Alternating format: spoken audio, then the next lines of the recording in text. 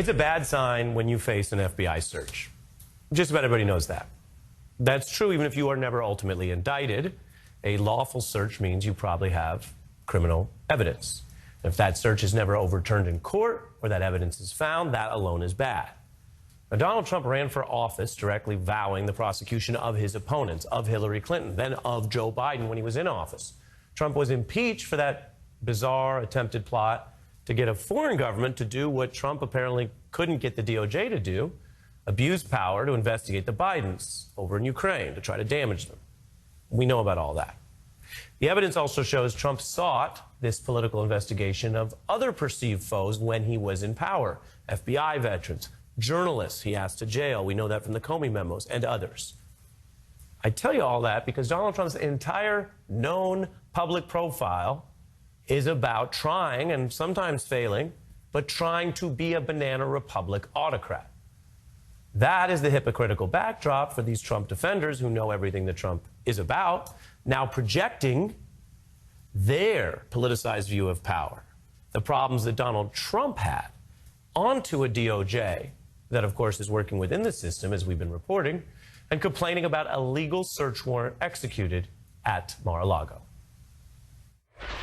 The way our federal government has gone, it's like what we thought about the Gestapo. The secret police that we've seen in totalitarian regimes. If you're associated with Donald Trump in any way, you better cross all your I's and dot all your T's because they're coming for you. It's a declaration of war against the American public. We have to defund and make cuts in the Department of Justice. Use the tools at their disposal to defund the FBI. The next president of the United States needs to prosecute everyone. That's just a sampling. Some of it is deliberate trolling. They know they're taking the defund the police from the Black Lives Matter protest. They know they're flipping it, and they know a certain number of people will respond online or wherever. But some of it is not only serious, but gets heard by other people and taken seriously. The liars and the trolls are not always understood that way by their listeners. This search was a DOJ probe about whether Donald Trump had criminal evidence by basically stealing documents that didn't belong to him from the White House. This federal judge found probable cause to search, but Trump's lawyer is already now in this early stage going down a path that might hurt her career, just as past Trump lawyers ended up losing their law licenses or ended up in jail, some of them, because you can't get away with everything when you're a lawyer. You're a member of the bar. There's all kinds of consequences. And we are hearing at least the discussion of or the insinuation about the evidence-free, libelous, defamatory claim that was mentioned earlier tonight, that the FBI, according to these Trump folks, might have planted evidence, which is then quickly echoed by Republicans.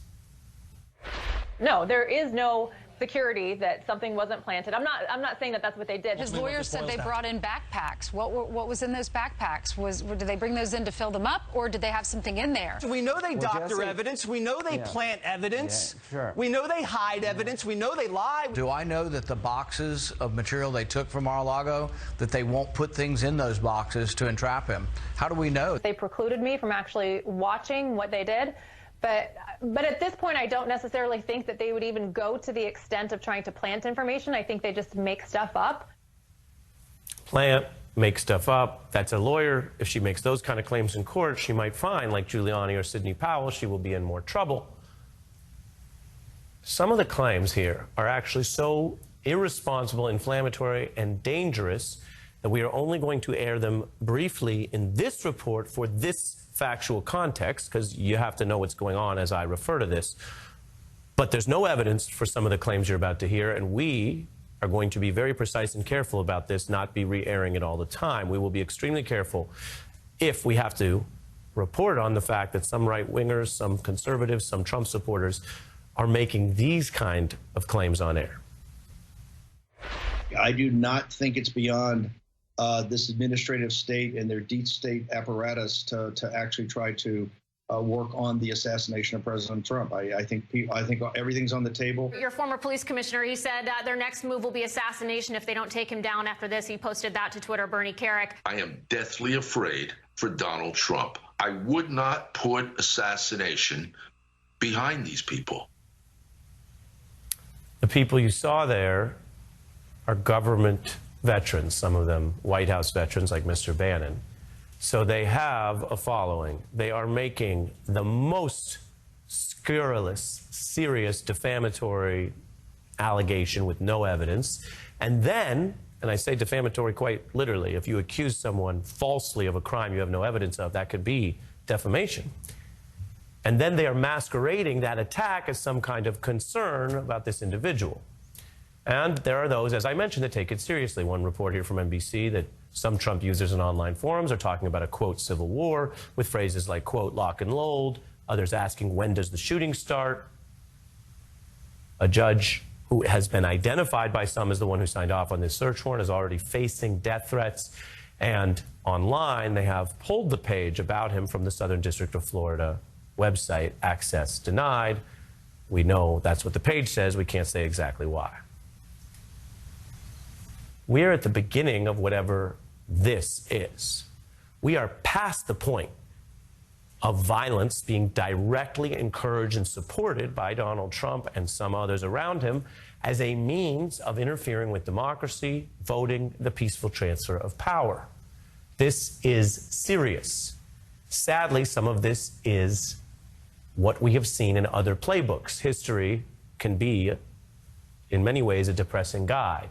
It is the autocrats abusing power, trying to jail their enemies who, when even partially possibly held accountable under the rule of law, accuse everyone else of doing that to them and threatening quite directly violence against us, against the people abiding by the law in the nation, as a means to intimidate the peaceful enforcement of the law. I have a special guest on this important... It's an absolute coordinated attack. Since the second my father came down the escalator, Jesse, they have gone after him. And they put me in handcuffs, they bring me here, they put me in leg irons, they stick me in a cell. This is a joke. This is memento. And quite honestly, I'm concerned that they may have planted something. Here they took away every possible defense so somebody can have a defensive law. Okay, that's why we didn't even put under defense. Extreme attacks on this justice system. We're joined now by a veteran of the Obama campaign, Cheiko Manduri. We turn to you sometimes for the wider perspective in history. Before we get to the politics, given the way this is being processed and presented to part of the nation, I'm curious what you think, domestically or internationally, with what looks like the autocrat playbook. Well, it's very much so. In fact, I think that Donald Trump has gone into sort of full Scarface mode here. I mean, if you remember the movie Scarface, Tony Montana, the character played by Al Pacino, decides to basically sit in his mansion surrounded by all evidence of his criminality and say, hey, come and get me. Come and get me. You know, if you have the guts, come and get me. I'm not hiding. I'm not going to, like, conceal who I am. Come and get me. And that is very much in accord with the way autocrats work. Autocrats don't hide things from the people. They are who they are, and they challenge people to take them on.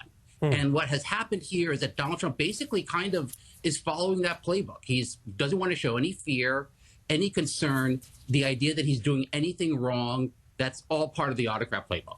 Yeah, I think you lay it out. You know, there was a great artist who said, the hood Scarface, could it be more Tony? Right. A double entendre, Well, Tony Montana, Tony, the adjective.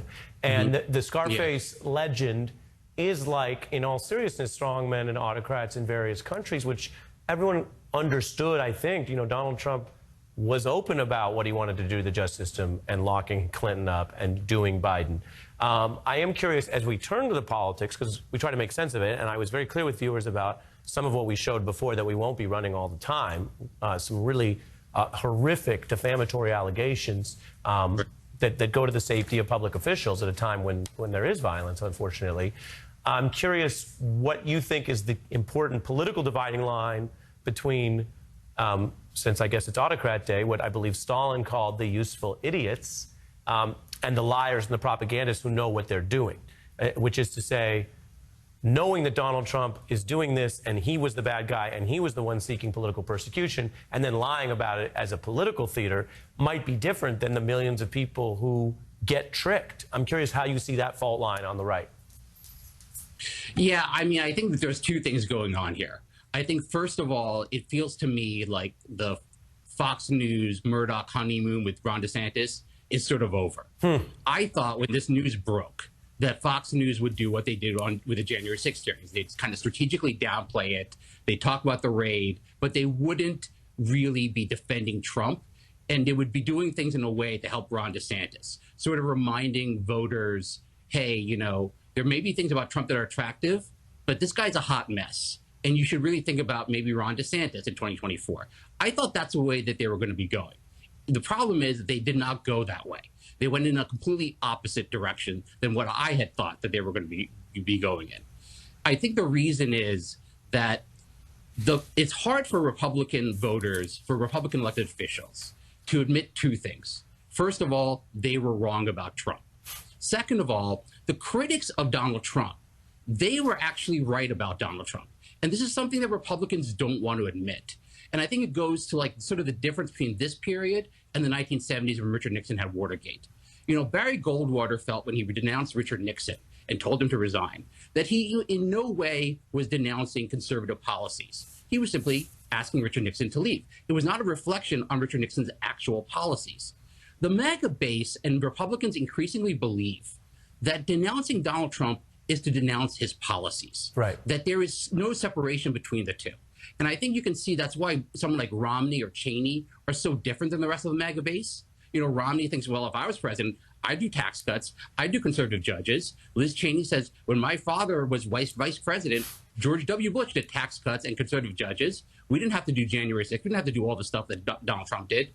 The problem is the MAGA base doesn't see it that way. Right. They like the fact that Trump is vulgar and coarse. Right. Well, and you're nobody talking, else is as effective as him. You're talking about the politics of payback and performative attacks and oppression on other groups in the country, which is different, right? If you use Richard Hofstadter, you know, that is the type of politics that's about asserting power so that day to day you feel important, white grievance, et cetera, rather than, oh, yeah, what's your policy on local funding of schools, which is a policy thing. And you mentioned Cheney. Yeah, I mean, Cheney made Darth Vader look liberal, and that was his line. Exactly. But so what? As for the divergence you mentioned, I want to show, you said that, which is interesting about DeSantis. Politico has these takeaways on the politics side of people saying, gosh, one Republican says this whole thing this week completely handed Trump a lifeline. It put everyone back in the wagon for Trump again. Talk about unintended consequences. I mean, this is another reason why the Comey-esque thing never works, because the rules are about, yeah, you don't want to raid someone or search someone because it's considered bad, duh, and yet you can't, you literally cannot predict that on Trump's very bad week, which might, by the way, make him harder to elect, I don't know, in the general, it, according to this strategist and according to you, you're saying actually helps push down his would-be primary opponents. It absolutely does. I mean, what is Ron DeSantis' argument against Trump now? He basically says Trump was a terrific president and the election was stolen from him. Well, if that's true, let's just renominate Donald Trump. Like, why do we need Ron DeSantis when we have Donald Trump? I mean, a stronger argument would be basically what Chris Christie is sort of saying. You know, Donald Trump lacked discipline. He's divisive. You know, we should be done with him. We need to move on. He brought this on himself. That's what Chris Christie is saying. The problem is Ron DeSantis knows the MAGA base isn't there, and he's not there, and he's not willing to say that. So as a result, you know, there is no choice but to stick to Trump. And I think Fox News has decided that, and I think the Republican leadership has decided that, which is why they have decided to go so hard against the FBI and against traditional allies of law and order, traditional allies of the Republican Party. Yeah, it's really striking. We've done a lot of the law and the facts on this since the news broke. This is the first time we've also gotten a little bit of view of the politics, which shouldn't matter over at the Justice Department, but everyone is keeping an eye on whether this individual who's pleading the fifth, who's having his home raided, is still on the way to trying to be president again. Jay Coleman-Dory, thank you, sir. Thank you, Ari.